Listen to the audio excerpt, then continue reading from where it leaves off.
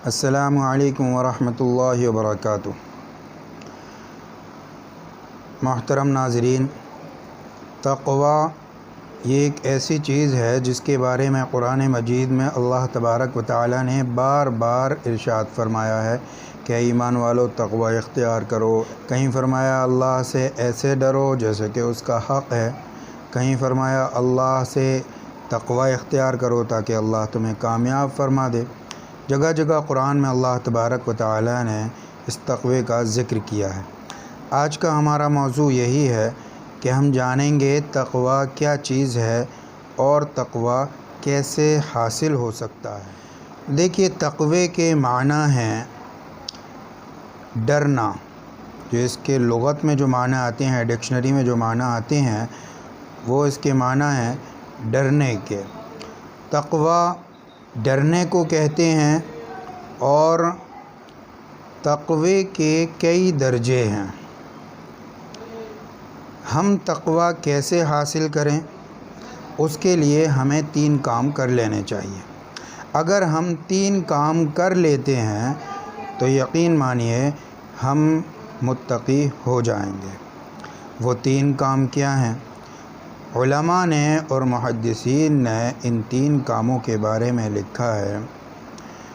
فرمایا پہلا کام یہ ہے لا الہ الا اللہ محمد الرسول اللہ صلی اللہ علیہ وسلم۔ یہ کلمہ، اس کلمے کو زبان سے پڑھ لیں اور دل میں اس کا یقین کر لیں۔ اس کلمے کے بارے میں پورا ایک کلپ ریکارڈ ہو چکا ہے، وہ بھی دیکھ سکتے ہیں آپ حضرات۔ تو یہ کلمہ زبان سے پڑھنا ہے اور دل میں اس کا یقین رکھنا ہے۔ دیکھیے، دونوں چیزیں کرنا ہے۔ یہ نہیں کہ زبان سے پڑھ لیا لیکن دل میں یقین نہیں ہے، یا پھر دل میں یقین ہے لیکن زبان سے نہیں کہہ رہا ہے۔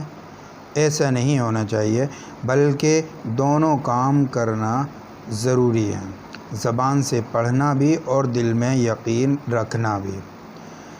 حدیث شریف میں آتا ہے جس شخص نے یہ کلمہ پڑھ لیا تو وہ جنت میں ضرور جائے گا۔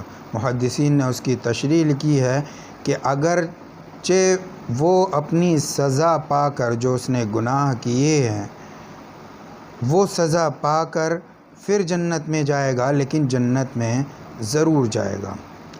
تو یہ کلمے کی ایک تاثیر یہ بھی ہے کہ اس کلمے کو پڑھنے والا جنت میں ضرور جاتا ہے۔ دوسری چیز یہ ہے تقوی کی جو ہمیں کرنا ہے کہ اللہ نے جس چیز کا ہمیں حکم دے دیا ہے اس چیز کو ہمیں کرنا ہے، جس چیز سے اللہ نے ہمیں روک دیا ہے اس چیز سے رک جانا ہے۔ دوسری چیز اسی کے زمرے میں کہ نبی اکرم صلی اللہ علیہ وسلم کے فرمان کو، آپ کی تعلیم کو سچا جاننا ہے اور اس راستے کو کامیابی کا راستہ یقیناً ماننا ہے۔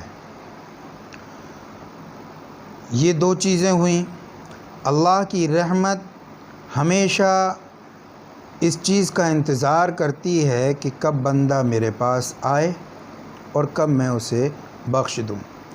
تیسری چیز کیا ہے جسے ہم کر تقوی اختیار کر سکتے ہیں، متقی بن سکتے ہیں؟ تیسری چیز ہے کہ جب بھی ہم کوئی عمل کریں تو وہ عمل ہمارا صرف اور صرف اللہ کے لیے ہونا چاہیے۔ ہمارے دل میں محبت صرف اللہ کی ہونی چاہیے، اللہ کے علاوہ کسی غیر کی محبت نہیں ہونی چاہیے۔ یہ تیسرا کام ہے۔ ایک واقعہ آتا ہے کہ ایک بزرگ اپنے چھوٹے سے بچے کو گود میں لیے ہوئے تھے، تو اس بچے نے ایک عجیب سوال کیا۔ اس نے کہا کہ ابا جان، آپ مجھ سے محبت کرتے ہیں؟ یہ سوال سن کر وہ بزرگ حیران رہ گئے کہ آخر بچہ آج مجھ سے یہ سوال کیوں کر رہا؟ کہنے لگے ہاں بیٹا میں آپ سے بہت محبت کرتا ہوں۔ ابا جان آپ مجھ سے محبت کرتے ہیں؟ کہ جی کرتا ہوں۔ آپ اللہ سے بھی محبت کرتے ہیں؟ کہ ہاں اللہ سے بھی محبت کرتا ہوں۔ تو میرے ایک چیز یہ سمجھ میں نہیں آتی ہے کہ ایک ہی جگہ پر ایک ہی دل میں دو چیزوں کی محبت ایک ساتھ کیسے رہ سکتی ہے؟ تو یہ چیز ہمیں سمجھنا چاہیے کہ ہمیں اپنے دل میں خالص جو محبت پیدا کرنا ہے وہ صرف اللہ کی محبت پیدا کرنا ہے، اللہ کے علاوہ کسی کی محبت اپنے دل میں پیدا نہیں کرنا۔